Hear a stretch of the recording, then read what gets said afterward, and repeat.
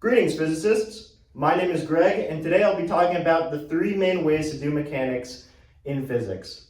Now, in this video, I'll be talking about Newtonian mechanics, Lagrangian mechanics, and Hamiltonian mechanics.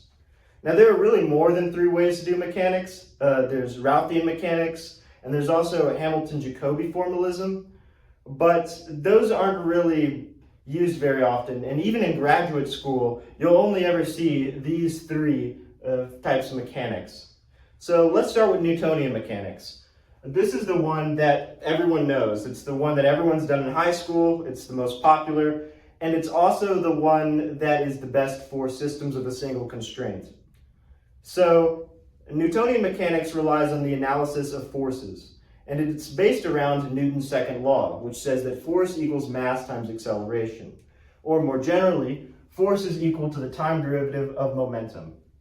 For systems with constant mass that doesn't change over time, we can pull the m out, and since we know that velocity, the time derivative of velocity is equal to the second time derivative of position, we can write that the sum of the external forces acting on a body is equal to mass times the second time derivative of position. So that's really what Newtonian mechanics is built around. Now, Lagrangian mechanics is a little bit different. It doesn't use forces at all. Instead, it looks at the energy, the kinetic and the potential of an object as it moves across space and time. And instead of looking at the forces of an object, we instead construct a function which is known as a Lagrangian, and this function is equal to the object's kinetic minus its potential energy.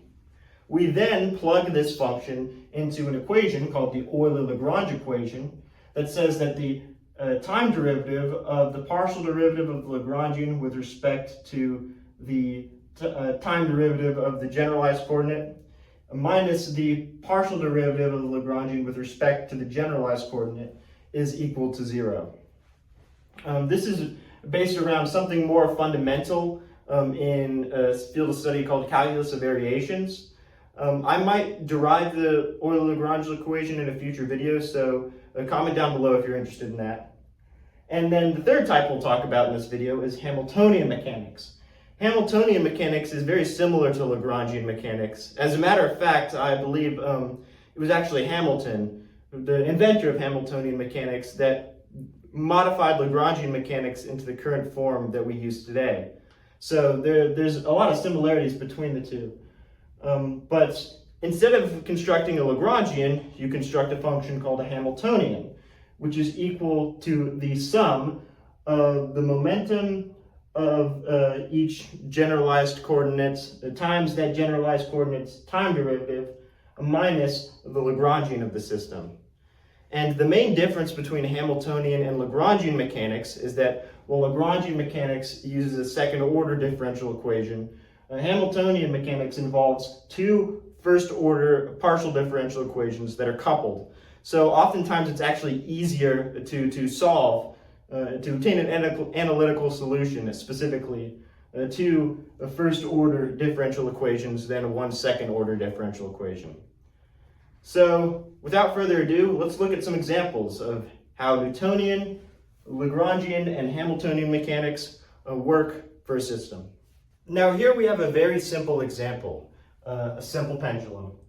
We have a mass of mass m attached to a string of constant length, we'll call this length L, and the other end of the string is attached to the ceiling, and we start at a resting point, an equilibrium point, and we take this mass and we pull it back a little bit and then let it go.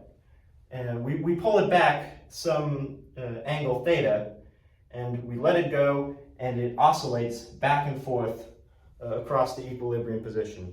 We'll assume that the mass of the string is negligible, and we'll assume that there's no air resistance or friction or anything like that. So the mass just oscillates back and forth basically forever. So the main goal of mechanics is to obtain an equation of motion, which is an equation that says that a particle will be at a certain position given a certain time. So if you are looking at a system at a certain time and you know the initial conditions, you'll be able to calculate where the particle will be at a given time. So before we can obtain any sort of equations of motion and use our three different types of mechanics, we first need to understand how many degrees of freedom are in this system.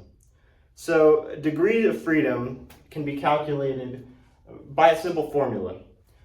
We have the dimension of the problem, which we'll call d. This is how many dimensions we're working in, times the amount of particles we're looking at, we'll call this capital N, minus the number of constraints on the system, I'll call this lowercase c, and this is equal to our degrees of freedom, or DOF.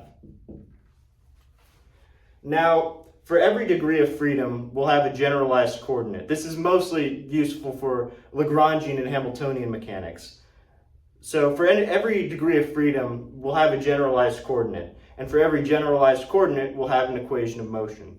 So if we can figure out how many degrees of freedom this system has, we'll be able to figure out how many generalized coordinates we need and how many equations of motion we'll obtain. So let's look at this problem. We've got a simple pendulum, a mass oscillating back and forth. Well, this mass is only going to be moving in the x and y direction. We did not specify a z direction.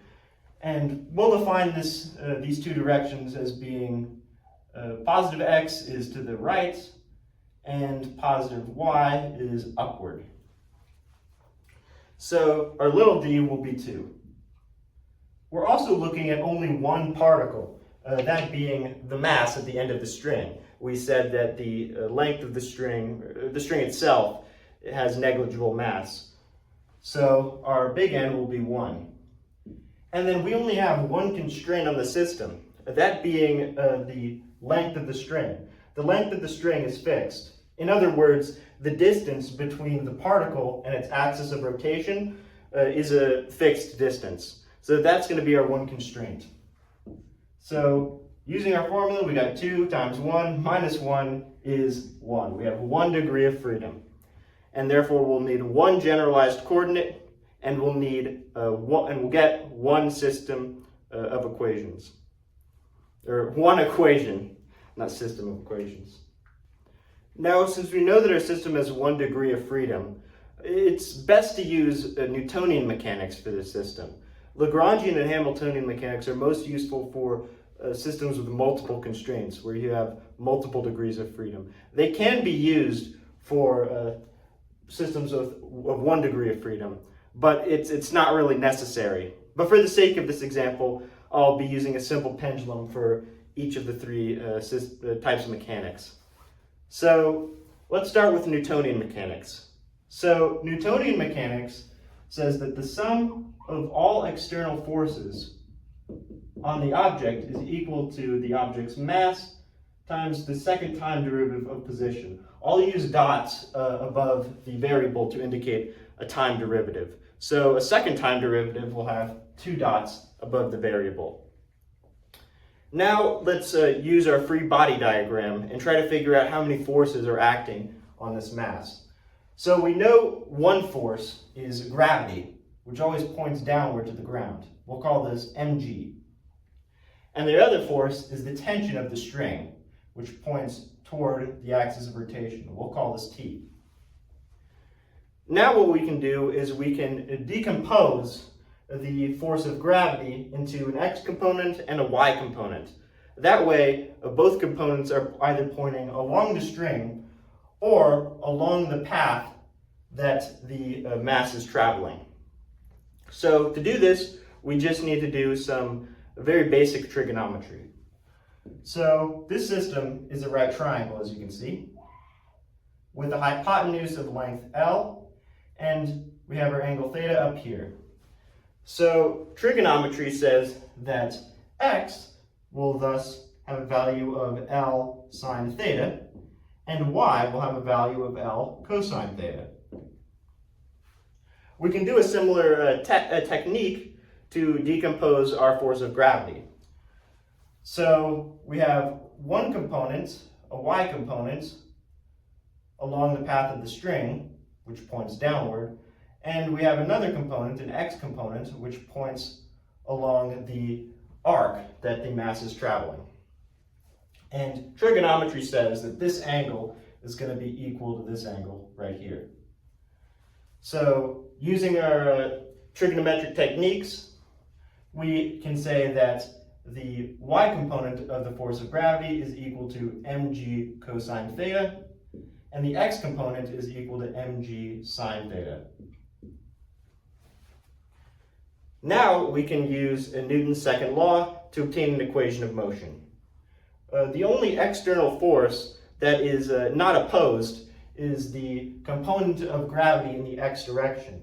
The component of gravity in the y direction is being opposed by the tension, which is equal and opposite. So all we'll need is the x component of gravity. And since the x component is going in the negative x direction, we'll put a negative sign here. Since it's going in the negative x direction, it's going left as opposed to going right. So now let's use Newton's second law and obtain an equation of motion. So we have mx double dot is equal to the only external force that is not opposed, which is negative mg sine theta. Now, this is not solvable in its current form, but we can use the definition of an arc length to write x double dot in terms of L and theta. So as you can see, this is like an arc. It's making an arc as it swings back and forth. And an arc length is defined, which we'll write x, is defined as being the length of the hypotenuse, L, times the angle from the rest position, which is theta. And we said that L is constant. The only variable that's changing with respect to time is theta. When it's at its rest position, theta will be 0, and if it's all the way at the ceiling, theta is 90 degrees, or pi over 2 radians. So now we can rewrite this as ml theta double dot, since theta is the only one that's changing with time, equal to negative mg sine theta. And now we can solve this for theta double dot, and we get negative g over L sine theta. And here we have our equation of motion. If we knew the initial conditions, we could try and get an exact solution of this equation, but that's a little beyond the purpose of this video. For the purpose of this video, once we get this second order differential equation, we're basically done. Now, in its current form, this second order differential equation is not solvable analytically. It's only solvable numerically. You cannot get a finite function that solves this equation. You could, however, if you use the small angle approximation, where theta is approximately equal to sine theta. So if you replace sine theta with theta, you could get an analytical solution. And you could get an exact solution if we know the initial conditions. So if we know where the mass is let go originally. So here you can see that we've obtained an equation of motion using Newtonian mechanics. But what about Lagrangian mechanics? Well, let's find out. Now, if you recall, a Lagrangian is a function which is defined as being the kinetic energy of the system minus the potential energy. So in order to construct a Lagrangian, we need to find the kinetic energy and we need to find the potential energy. The Lagrangian is also a function of a generalized coordinate and the time derivative of a generalized coordinate and time, of course. So we already determined that we only need one generalized coordinate, as we only have 1 degree of freedom. And that generalized coordinate will simply be theta. But we can obtain that by defining x and y in terms of theta. We already did that in the previous example, but let's redo it here just for the sake of having everything on the board. So using trigonometry, once again, if we have a hypotenuse of length L and we have an angle theta right here, then x is defined as being L sine theta, and y is defined as being L cosine theta. So we have that x equals L sine theta, and y equals L cosine theta. Now we need to figure out what the kinetic energy and the potential energy of the system is. So let me erase some things. So the kinetic energy is equal to 1/2 mv squared. And since we have motion in both the x and y direction, we can write this as 1/2 m x dot squared plus y dot squared. We remember dot is a time derivative.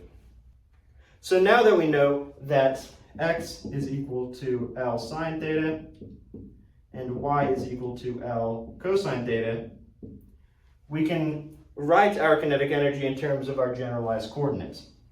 So x dot is equal to L theta dot cosine theta. And that's because theta is the only one that's changing with respect to time. L is constant throughout the motion of the pendulum. And y dot is equal to negative L theta dot sine theta. And we have to bring this theta out because we're essentially using chain rule. So x dot squared plus y dot squared is equal to L squared theta dot squared cosine squared theta plus L squared theta dot squared sine squared theta. And we can use our trig identity, which says that cosine squared theta plus sine squared theta is equal to 1, to simply write L squared theta dot squared. So we now have our kinetic energy, which is equal to 1/2 m, which is the mass of the mass at the end of the string, times L squared theta dot squared. Now we need to find the potential energy of the system. The only term that will be used in the potential energy is gravitational potential energy. And this is equal to mgh, where h is the distance from the starting point to where the particle is at currently. It's the height, in a sense. So how do we find h? Well, we just use some simple geometry and we can get an answer for what h is. So we know that when the particle is at its equilibrium position, its rest position, it is just a length L from the ceiling. So this is just L. But if we move the particle up by some angle theta, then we get a new, let's see, this is not, let me rewrite this just so it's a little clearer. We then raise the particle up by some height. So now the distance between the particle and the ceiling is L cosine theta, again from trigonometry. So whatever this distance is, will be our h. And all we need to do is to take this distance and subtract it by this distance, and we get the height of the particle. So we have mg L 1 minus cosine theta. And this corresponds to the behavior of the system. So when theta is 0 and the particle is at its rest position, cosine theta is just going to be 1, so this will be 1 minus 1, so there will be no potential energy. When theta is at 90 degrees and the particle is at the ceiling, this will be 1 minus 0, so our potential energy will be mgl. It will be at a maximum. So this corresponds with the behavior of our system. Now we have the kinetic energy and we have the potential energy, and now we can construct our Lagrangian. So our Lagrangian is equal to 1/2 ml squared theta dot squared minus mgl 1 minus cosine theta. Now that we have our Lagrangian, all we need to do is plug it into the Euler-Lagrange equation, which, if you recall, is the time derivative of the partial derivative of Lagrangian with respect to the time derivative of the generalized coordinate minus the partial derivative of the Lagrangian with respect to a generalized coordinate is equal to 0. And we only have one generalized coordinate, which is theta. We can rewrite the Euler-Lagrange equation in this form, where instead of q dots and q, we have theta dot and theta. And we can also rewrite this to where the two sides are equal to one another. So we have d over dt, partial derivative of Lagrangian with respect to theta dot, is equal to the partial derivative of Lagrangian with respect to theta. So now we can plug this in and we can find an equation of motion. So let's start with theta dot. So the partial derivative of Lagrangian with respect to theta dot, only this term has theta dot, so we get ml squared theta dot. And the time derivative of this, since only theta is changing with respect to time, we have ml squared theta double dot. Now the partial derivative of the Lagrangian with respect to theta is, well, I can rewrite that a little better than, let's see, there we go. Only this term has a theta. This term has a theta dot. We're looking for terms that don't have a theta dot. So we have this term, only the cosine theta will factor into our partial derivative. So we get negative mgl sine theta. And now we can set these equal to one another.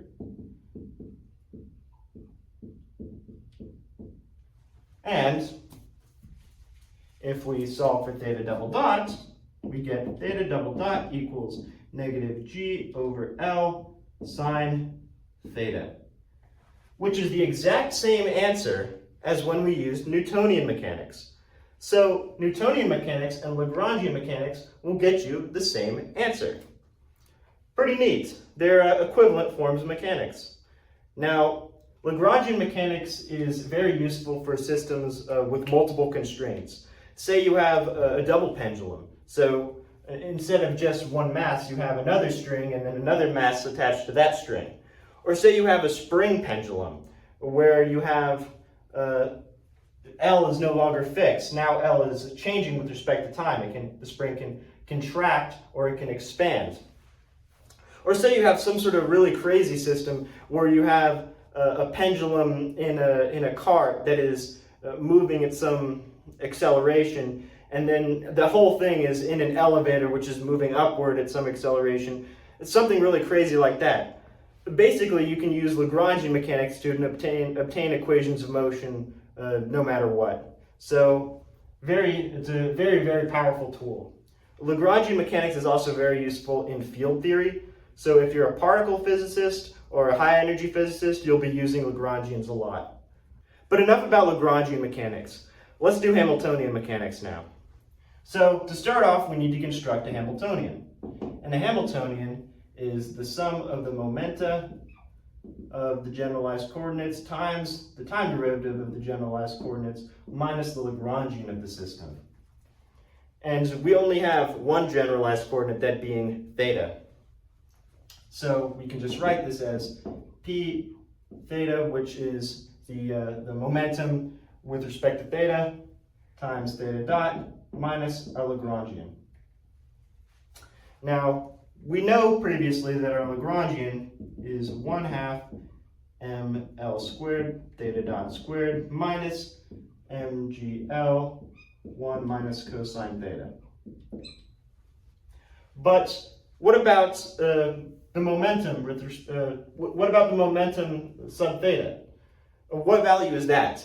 Well, to get the momentum sub theta, all we need to do is we need to take the partial derivative of our Lagrangian with respect to theta dot. And we get ml squared theta dot. Now, if this might be familiar to some people, this is actually our angular momentum for the system. And if theta dot is a constant, or the the mass is moving with a constant angular velocity, then the time derivative will just be 0. And we can say that our angular momentum is thus constant. So a little neat, kind of a little neat hidden thing in this problem. Now, we know that this is P sub theta. So now we can construct our Hamiltonian. Our Hamiltonian is thus ml squared theta dot times theta dot, so theta dot squared, minus 1/2 ml squared theta dot squared, plus, since keep in mind that's minus the Lagrangian, mgl 1 minus cosine theta. And we can rewrite this as 1/2 ml squared theta dot squared plus mgl 1 minus cosine theta. And if you'll notice, this is just the total energy of the system. We have our kinetic energy term right here, and we have our potential energy term right here. Pretty neat. This is not always the case, so whenever you're dealing with Hamiltonians, it's best to just use the general form of the Hamiltonian.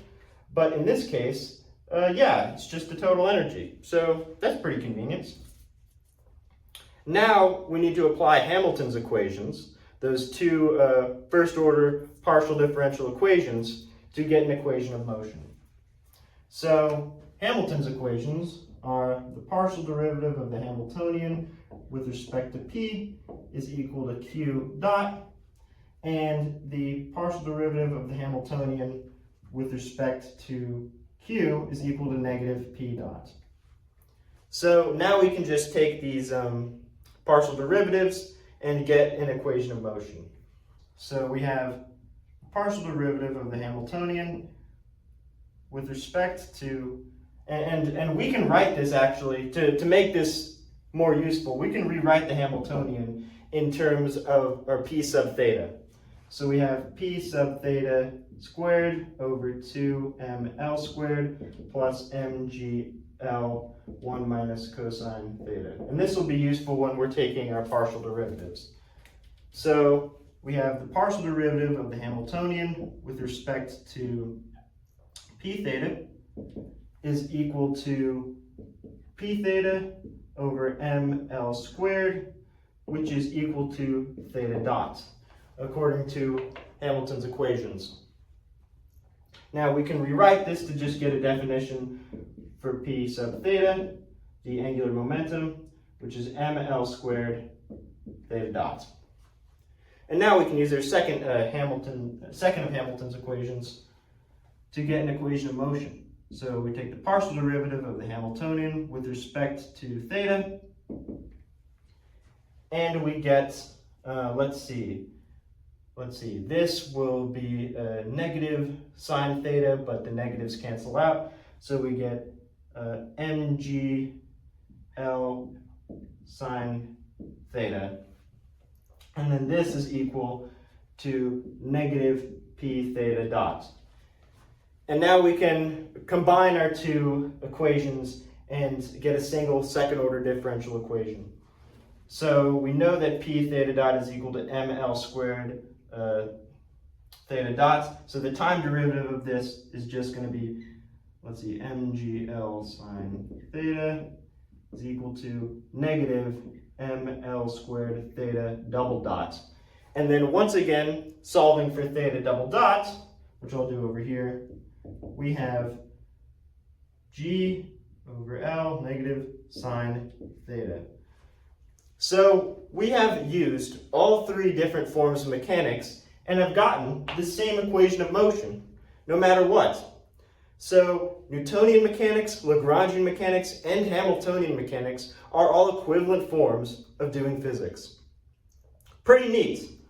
Hamiltonian mechanics is extremely useful in quantum mechanics, where you'll be looking at the Hamiltonian of systems, and instead of looking at just scalar kinetic energy and potential energy, you'll be using operators. So you'll be using the momentum operator or the position operator, and you'll do a lot of really fun stuff with that.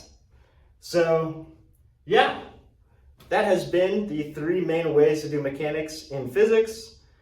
Thank you all for watching. If I missed anything or you have any questions, be sure to comment down below. I'll be sure to make more videos like this in the future, so stay tuned. And thank you all for watching. Have a great day.